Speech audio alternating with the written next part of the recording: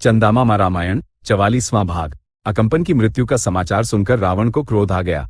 वो सभा से निकल पड़ा और अपनी व्यू रचनाओं को देखते हुए एक बार पूरी लंका घूमकर आया। उसने लंका के चारों ओर वानरों की घेराबंदी भी देखी। सभा में लौटकर उसने प्रहस्त की ओर देखा और कहा, वानरों की घेराबंदी को तोड़ना दूसरों के वश की बात नहीं है।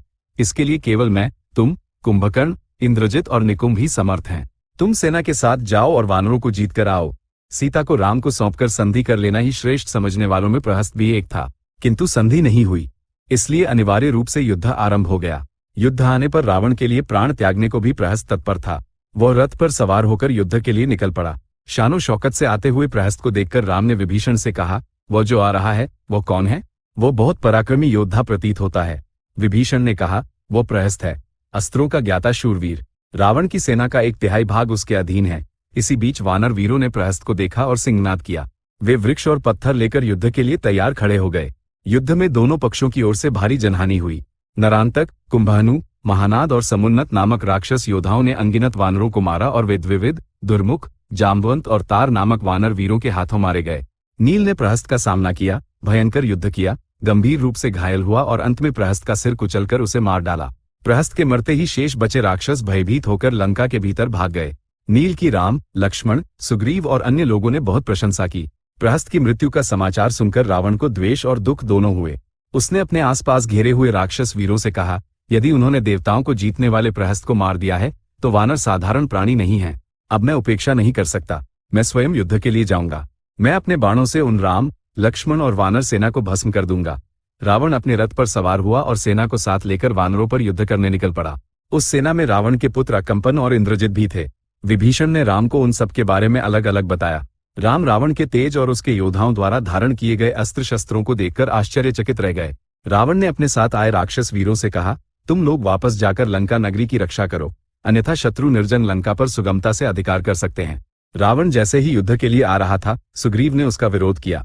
रावण द्वारा चलाए गए बाणों से सुग्रीव शीघ्र ही मूर्छित होकर गिर पड़ा। वानर सेना की रक्षा का भार राम पर आ पड़ा। जब वे धनुष लेकर रावण का सामना करने के लिए उद्यत हो रहे थे, तब लक्ष्मण ने राम से कहा, इसे मारने के लिए क्या आपकी आवश्यकता है? मुझे जाने दीजिए। राम ने कहा, जाओ, युद्ध सावधानी से करो, क्योंकि रावण महायोद्धा था। इससे पहले कि लक्ष्मण रावण तक पहुंचते, हनुमान रावण के रथ के पास पहुंच गए और अपना दायां हाथ उठाकर बोले, मैं तुम्हें अभी एक ही घूंसे से मारने जा रहा हूं। रावण ने कहा, मुझे निस्संदेह मारो। ये कीर्ति कि एक वानर ने रावण को मारा था चिरकाल तक बनी रहेगी। जैसे ही तुम मुझे मारोगे, उसके अगले ही क्षण मैं तुम्हारे प्राण ले लूंगा। हनुमान ने कहा, यह मत भूलो कि तुम्हारा पुत्र अक्ष मेरे हाथ की मार से ही मरा था। ये बात सुनकर रावण ने अपनी हथेली से हनुमान की छाती पर एक प्रहार किया। उस प्रहार से हनुमान एक क्षण के लिए स्तब्ध रह गए और उन्होंने अपनी हथेली से रावण की छाती पर एक थप्पड़ मारा। उस प्रहार से रावण कांप गया। रावण ने थोड़ा संभल कर कहा, वाह, शत्रु होने पर भी तुम्हारा बल बहुत महान है। हनुमान ने कहा, क्या मैं अपने बल को आग लगा दूं? मेरे हाथ की मार खाकर भी तुम अभी तक जीवित हो। एक बार फिर प्रहार करो, उसके बाद मैं अपनी मुष्टि के प्रहार से तुम्हें यमराज के पास भेज दूंगा। रावण क्रोधित हो उठा और उसने अपनी मुष्टि से हनुमान की छाती पर भयंकर प्रहार किया और हनुमान के संभलने से पहले ही वह नील के साथ युद्ध करने चला गया। हनुमान ने नील के साथ युद्ध कर रहे रावण से कहा, चूंकि किसी दूसरे के साथ लड़ने वाले पर आक्रमण करना उचित नहीं है, इसलिए मैंने तुम्हें इस बार जाने दिया। नील ने रावण के साथ अत्यंत विचित्र युद्ध किया। उसने एक लघु रूप धारण किया और रावण की ध्वजा पर बैठ गया। उस पर बाण का निशाना साधकर मारना रावण के लिए असंभव हो गया। नील को देखकर राम, लक्ष्मण और हनुमान चकित रह गए। अंततः रावण ने नील को आग्नेयास्त्र से गिरा दिया, किंतु अग्निदेव नील के पिता ही थे, इसलिए आग्नेयास्त्र ने उसे केवल भूमि पर गिरा दिया पर उसके प्राण नहीं लिए। तब लक्ष्मण ने रावण का सामना किया। दोनों के बीच हुए युद्ध में उन्होंने एक दूसरे को मूर्छित कर दिया। अंत में रावण ने लक्ष्मण पर एक शक्ति का प्रयोग किया, वो उसे ब्रह्मा ने दी थी। जैसे ही वो छाती पर लगी, लक्ष्मण मूर्छित हो गए। तब रावण लक्ष्मण के पास आया और उन्हें अपने हाथों से उठाने का प्रयत्न किया, किंतु यह संभव नहीं हुआ। इसी बीच हनुमान आए और उन्होंने अपनी मुष्टि से रावण की छाती पर प्रहार किया। उस प्रहार से रावण घुटनों के बल आगे गिर पड़ा, रक्त वमन किया और अपने रथ पर अचेत होकर गिर गया। हनुमान ने लक्ष्मण को अपने हाथों से उठाया और राम के पास ले आए। कुछ ही समय में लक्ष्मण को मूर्छा से होश आ गया। रावण को भी चेतना आ गई। हनुमान ने राम से कहा, मेरी पीठ पर सवार होकर रावण के साथ युद्ध कीजिए। राम उसी प्रकार हनुमान के कंधों पर सवार होकर बैठ गए। हनुमान राम को रावण के सम्मुख ले गए। रावण ने हनुमान पर तीव्र बाणों से प्रहार किया। ये देखकर राम ने क्रोध में रावण के रथ के पहियों, घोड़ों, ध्वजा और सारथी को नष्ट कर दिया और वज्र के समान बाण उसकी छाती में नत्थ कर दिया। उस प्रहार से जैसे ही रावण गिरा, राम ने दूसरे बाण से उसका मुकुट खंडित कर दिया और कहा, राक्षस राज, तुम एक बहुत महान युद्ध लड़कर थक चुके हो, इसलिए मैं तुम्हें अभी यमलोक नहीं भेजूंगा।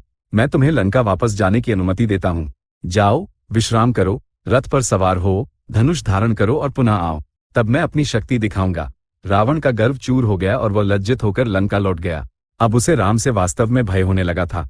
उसने राक्षसों को एकत्र किया और इस प्रकार कहा, मैं, जो इंद्र से किसी प्रकार कम नहीं, एक साधारण मनुष्य से पराजित हो गया। पता नहीं मेरी सारी तपस्या का क्या हुआ।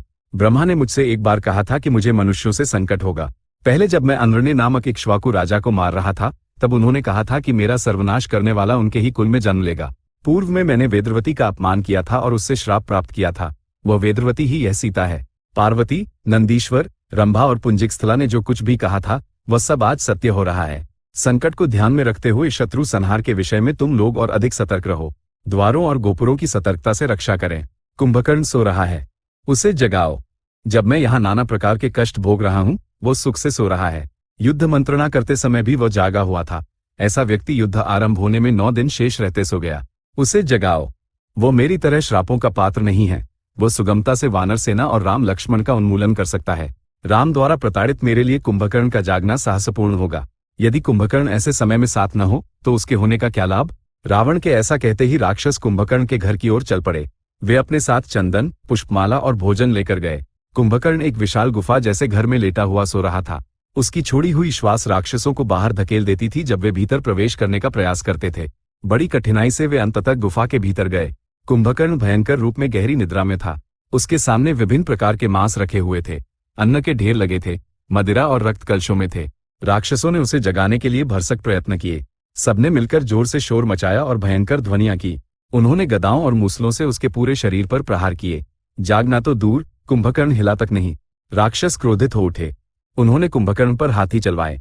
जैसे कुछ कीड़े रेंग रहे हों, ऐसा अनुभव होने पर कुंभकर्ण जाग गया।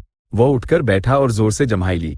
जागते ही कुंभकर्ण ने मांस खाया, मदिरा पी, चारों ओर देखा और राक्षसों से कहा, तुम सबने आकर मुझे क्यों जगाया? रावण कुशल से तो है ना?